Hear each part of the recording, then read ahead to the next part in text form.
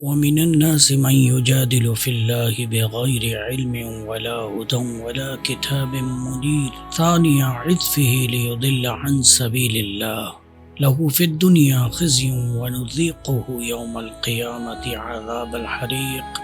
اور کوئی آدمی وہ ہے جو اللہ کے بارے میں بغیر علم اور بغیر ہدایت اور بغیر کسی روشن کتاب کے جھگڑتا ہے، اس حال میں کہ وہ حق سے اپنی گردن موڑے ہوئے ہے تاکہ اللہ کی راہ سے بھٹکا دے۔ اس کے لیے دنیا میں رسوائی ہے اور قیامت کے دن ہم اسے آگ کا عذاب چکھائیں گے۔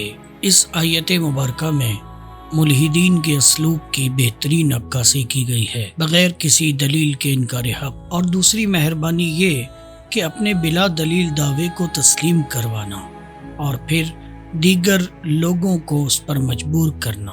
سیکولر، لبرل اور ملحدین گروہ کی اگرچہ ابتدا مختلف ہے لیکن انتہا ایک ہی ہے، اور وہ کیا؟ اللہ جل جلالہ اور اس کے پیارے رسول صلی اللہ علیہ وآلہ وسلم کے پیش کردہ دین سے منہ موڑنا۔ اس گروہ میں کچھ کفار ہیں اور کچھ نام نہاد مسلمان۔ پہلے مسلمانوں سے خطاب ہے۔ اگر آپ مسلمان ہیں تو آپ یقیناً یہ جانتے اور مانتے ہوں گے کہ اسلام کسی کا خود ساختہ مذہب نہیں ہے، بلکہ اللہ جل جلالہ اور اس کے رسول علیہ السلام کی تعلیمات سے ماخوذ مکمل ضابطۂ حیات ہے۔ اور آپ یہ بھی جانتے اور مانتے ہوں گے کہ اللہ تعالی عالم الغیب ہے اور اس نے اپنے محبوب صلی اللہ علیہ وسلم کو مخلوق میں سب سے زیادہ علم عطا فرمایا ہے۔ آپ یہ بھی جانتے مانتے ہوں گے کہ شرعی احکامات کسی خاص زمان و مکان کے ساتھ محدود نہیں ہیں، بلکہ وہ قیامت تک کے انسانوں کے لیے مشعل راہ ہے اور قابل عمل ہیں۔ آپ یہ بھی جانتے اور مانتے ہوں گے کہ احکامات شرعیہ میں غلطی اور کوتاہی کا شائبہ نہیں ہے۔ آپ یہ بھی جانتے اور مانتے ہوں گے کہ ہماری عقل اور علم ناقص ہے۔ اگر ہمیں اسلامی تعلیمات کی کوئی بات سمجھ نہیں آ رہی تو یہ ہماری ناقص عقل کا قصور ہے۔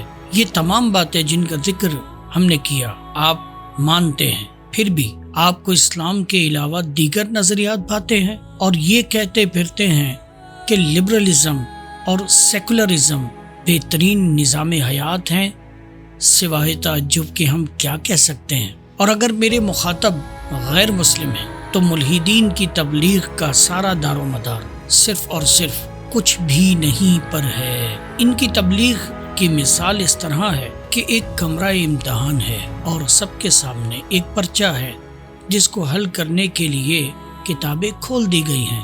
ہر چند منٹ کے بعد امتحان گاہ میں امیدواروں کی مدد کے لیے ایک شخص بھی بھیج دیا جاتا ہے جو بھرپور مدد کرتا ہے۔ آپ غلطی کرتے ہیں تو محض اتنا تقاضا کیا جاتا ہے کہ اس کو مٹا کر معافی مانگ لو، پھر بھی پاس ہو جاؤ گے۔ اتنے آسان امتحان کے باوجود کچھ لوگ ایسے ہیں جو خود امتحان دینے کے لیے تیار نہیں، اور دوسرے لوگ جو امتحان گاہ میں موجود ہیں ان کے لیے مصیبتیں کھڑی کر رہے ہیں، کسی کو امتحان سے روک رہے ہیں، کسی کے دل میں یہ وسوسہ ڈال رہے ہیں کہ یہ امتحان گاہ ایک جھوٹ ہے، یہ ممتحن جھوٹا ہے، جو مدد کے لیے آ رہا ہے وہ بھی جھوٹا ہے، جو امتحان دینے بیٹھے ہیں وہ سب کے سب بے وقوف ہیں۔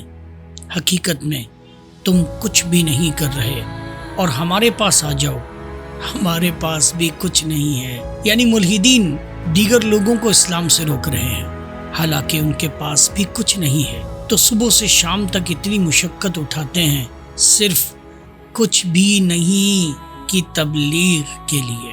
تو دوبارہ ہم سوائے تعجب کے اور کیا کر سکتے ہیں؟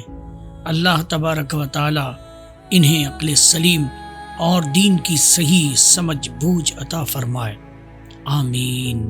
سیکولرزم کی تاریخ میں سب سے پہلے حضرت سیدنا عیسیٰ علی نبینا وعلیہ السلام کا ذکر اس طرح آتا ہے۔ سینٹ پال نامی ایک کٹر یہودی نے مذہب عیسائیت کو قبول کیا اور سارے مذہب عیسائیت کو خواب اور مکاشفات کے ذریعے پھیلانے لگا۔ شہنشاہ قسطنطین نے 312 سنہ عیسوی میں مذہب عیسائیت قبول کیا۔ یہ وہ پہلا مقام تھا جہاں سیکولرزم عملی طور پر آیا۔ سینٹ آگسٹائن نامی ایک شخص آیا. اس نے ایک کتاب لکھی جس میں خدا کا شہر اور انسان کا شہر کے نام سے 2 حصے بنائے. 500 سنہ عیسوی میں سینٹ بینڈیکٹ نے رہبانیت کی بنیاد رکھی اور 529 سنہ عیسوی میں راہبوں کا باقاعدہ گرجا گھر بنا دیا گیا.